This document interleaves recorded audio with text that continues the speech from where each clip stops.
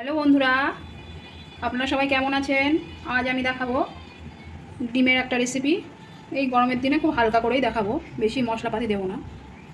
তো দেখুন, প্রথমে আমি কড়াই গরম করে তেল দিয়েছি। এবার ওতে সিদ্ধ করা আলু ঢেলে দেবো।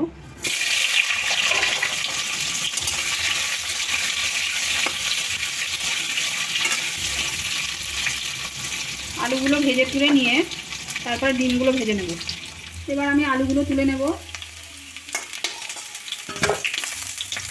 আলুগুলো ভাজার সময় একটু লবণ আর একটু হলুদ দিয়ে দেবে। এবার হয়ে গেল আলু তোলা। কড়াইতে আমি আবার একটু তেল দিয়ে দেবো।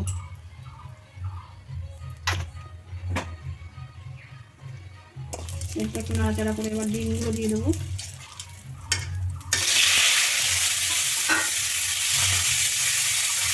ডিমের মধ্যে একটু লবণ একটু হলুদ দিয়ে দেবেন।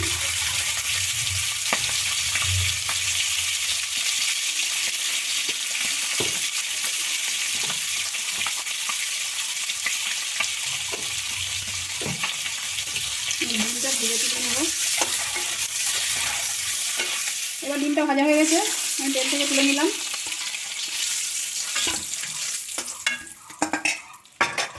কড়াইতে আবার একটু তেল দেবো।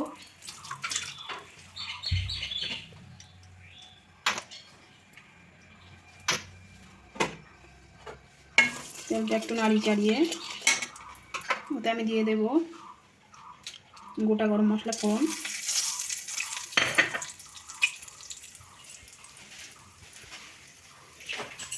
দুটো তেজপাতা দিয়ে একটু নাড়িয়ে চাড়িয়ে এর মধ্যে আমি দিয়ে দেবো পেঁয়াজ কুচুনো।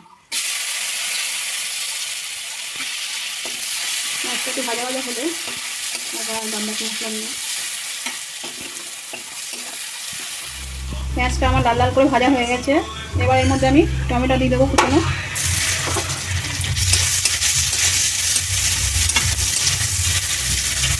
টমেটো একটু নাড়াচাড়া করে নিয়ে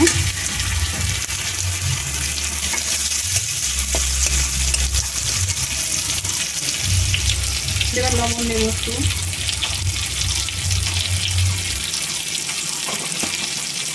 হলুদ গুঁড়ো দেবো,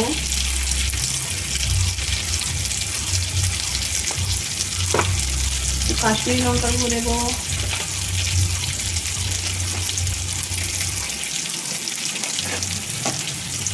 এটা দিয়ে নাড়াচাড়া করার পর এবার এর মধ্যে আমি এক একটা মশলা দিয়ে দিলাম। আগেই তো দিয়ে দিয়েছি কাশ্মীরি লঙ্কার গুঁড়ো, নুন হলুদ। এবার দেবো কাঁচা লঙ্কা, রসুন বাটা, আদা বাটা। মশলাটা কাজ কষিয়ে নেবো ভালো করে। মশলাটা কষাতে কষাতে জল দিয়ে দেবো।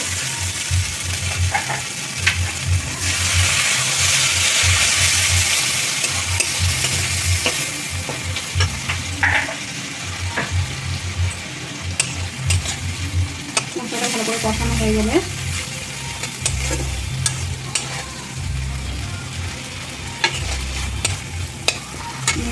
আলুগুলো দিয়ে দিলাম।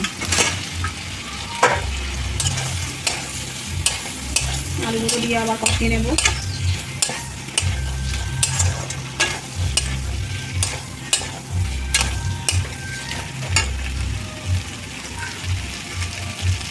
তারপর ডিমগুলো দেবো।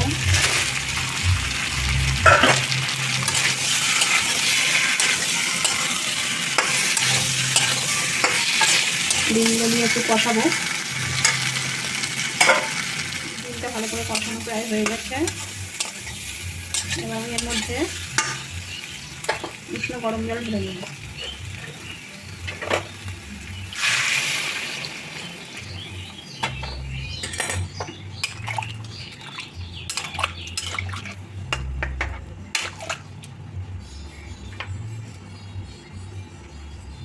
উষ্ণ গরম জল ঢালার পর আমি এবার এটা ঢাকা দিব। ঢাকা দিয়ে খানিকক্ষণ দিতে থাকুক, দিতে পারেন, দিলে ভালো লাগে। এবার আমার ডিমের তরকারিটা হয়ে এসছে। এবার নামাবো গরম মশলা দিয়ে। এবার গরম মশলা দিয়ে দিলাম।